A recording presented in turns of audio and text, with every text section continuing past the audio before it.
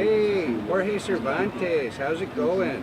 Okay, hi, my name is Jorge Cervantes. I'm doing a little interview here at Hempfest 2013, and this Hempfest is in the, what's the name of this park? This is Myrtle Edwards Park. Myrtle Edwards Park, right here along the beautiful Puget Sound. Yep. Very beautiful. Hey, did you ever think you would actually attend one of these where weed was legal?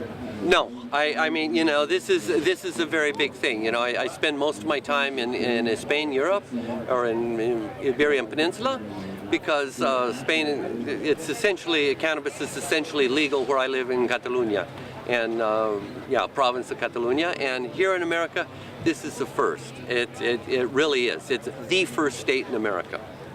So, how have you heard anything new about cannabis since you've been here at Hempfest? Oh yeah, all kinds of new stuff. Let's see, the main thing is that all kinds of new varieties, localized stuff, the things that I've never heard of. Let's see, the local stuff, what is it? I can't remember. There's so many different varieties. Pardon? Permafrost? Permafrost? No, I haven't heard of that one. Oh my goodness, that's a few years old. Yep. Oh really? That's a local one. Oh really? Yeah. See, I just don't know these things. You know, I know things from Europe, not so much from America. Oh, what do you like to smoke? Anything haze or haze related, but what I really like to smoke is Moroccan hash. It's my favorite actually. So, Culero is what they call it. I have a video made about Culero on my YouTube site. Just type in Jorge Cervantes on YouTube and you'll Culero, look for that. Do you spend a lot of time in Morocco, being so close? No, not really. Actually, I've never been. I've had a couple of opportunities to go to the Rift Mountains and everything, but they were just too weird. Weird trips, and I don't know, I begged out of them. I could go, I suppose, at any time, but I'd rather just smoke the hash. Okay, so what are you working on right now? Right now I'm doing a lot more videos that I upload to YouTube, and I've got a YouTube channel. Just type in Jorge Cervantes and you can see it. I get millions of hits actually. And then the other thing is, maybe I'll wait until this helicopter goes over. It's kind of fun when a helicopter goes over and you know they're not looking for you. I'm not used to that. I'm working on a new book. It's actually going to have a different title than my marijuana horticulture book. They call that one the Bible. That one's been out for 30 years, or sequels to it. And this is going to be very similar to the Bible, except twice as big. It'll have a large format, 8.5 by 11, and actually there's more than twice as many words in it, and almost twice as many images. I've been working on that book for 5 years. So what's going on in Amsterdam? I understand that they've rolled back decriminalization to get over decriminalization of marijuana. I heard that it brought in some crimes big issues. Yeah, there's a lot of airplanes in the air and stuff today. Well, what happens is, you know, the right wing has dominated the Dutch politics for the last 7 years, 8 years now, seven years, I think. And the right wing are Christian Democrats, and they were in charge of Amsterdam itself, and then later they got control of the entire government. So they just moved everything to their agenda, and they wanted to outlaw cannabis. They did their best shot at it, but what they found was they didn't have enough money to pay for the enforcement of it, so that ran into a problem. And they're also losing favor in the Netherlands. So we'll see what happens. Yeah, we'll see what happens. But they haven't been doing any of us any good. So what is the strangest way you've seen people grow? Probably here in the Northwest. Actually, it was up in BC. Boy, just so damn loud.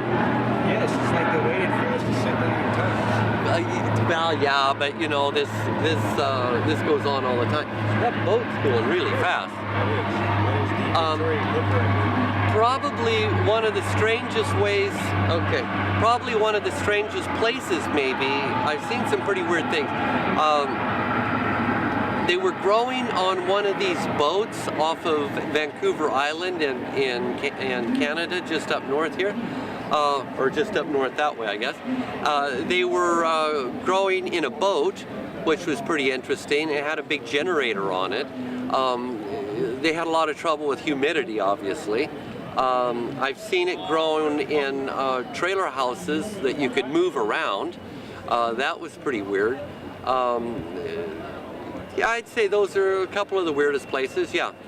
Have you ever seen it grown upside down? Oh, I've seen those circular, those drums or whatever they call them. They don't make a lot of sense to me. I mean, but have you actually seen somebody grow the plant upside down? With the roots above the foliage? Like that. No, I mean, it'll work for a while, but it doesn't work like that. The roots always grow down. They'll grow down and the foliage wants to grow up. So you got the positive tropism with the foliage, and that's what it takes. Interesting, because I've seen several vegetables grown upside down. Tomatoes aren't that very far removed from them, and they seem to do quite well, bigger fruit and whatnot. Those are they were selling them at the little store. They were a real big deal in America the last few years.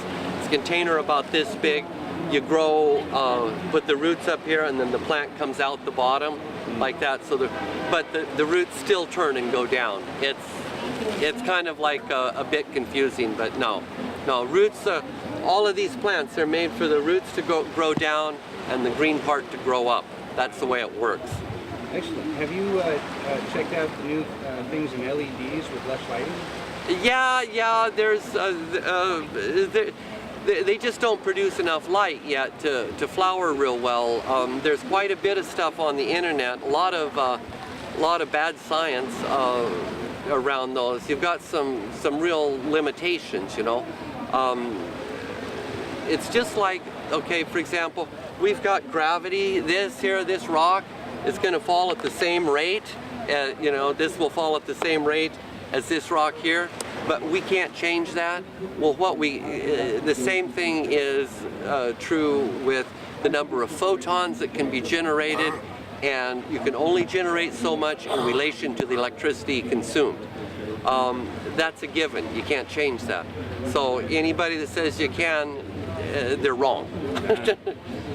Okay, is there anything new that you think's cool about cannabis that you learned since the last time you were here that the audience might want to know? Boy, let's see, what's the new thing? The fair's bigger than ever this year. I don't know what the attendance is going to be this year. Gosh, it seems like all kinds of new stuff.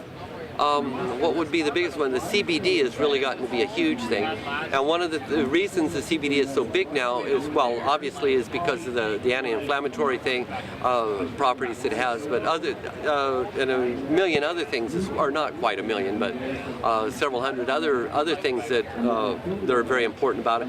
But there's been a proliferation of new CBD-rich varieties now, and that's pretty exciting. That's probably the biggest thing that I've seen here. So are you going to come back in a couple weeks and be at the Cannabis Cup? No, I won't. I've got quite a busy schedule, and I come up here because there's a lot of people and whatnot. But I've been to, I go to, oh gosh, I think the last 15 years I've averaged about 8 fairs every year. So I get kind of like past my ears with the fairs. I go to a lot of fairs in Europe too. In October, for example, I'll go to Cultiva.at, and that's in Vienna, Austria. Then I'll go to the fair. Oh, I can't remember the name of it. I haven't been yet to this one. They invite me every year in Prague, or in Prague, and then the next one I think is either Spanabiz or which is in Barcelona, Spain, or the other one is Gromed. Gromed is in Valencia, and it's south of Barcelona. Why is it I only hear an accent when you talk about Europe? I don't know. I just go back there in my head sometimes. I get confused. Well, you sound so like a Native American. Well, not a Native American, but you sound like you're a Native American English speaker. Have you spent a lot of time in this country? Yeah. No, I have an American passport. I'm an American person, yeah. I just live in Spain for a lot of years, that's all. Oh, wow. I was under the impression you came from Spain too. No, I'm American citizen. I go immigrate to Spain. Oh. Well, that's cool. How do you like Seattle so far? It's really good. The weather's perfect. Yes, it is. Honestly, when the sun is out, I can't think of a more beautiful place than Seattle. Oh, it's great. It's great. Yeah, it's green. It's really nice. I'm staying with an old friend of mine here. He's got a lovely house overlooking the sound, and it's a good time. All right, cool. Well, thanks, Jorge Cervantes, Criminal Spirituality. Great. Well, thank you so much, Criminal Spirituality, for interviewing me today at the Seattle Hempfest 2013. Okay, good.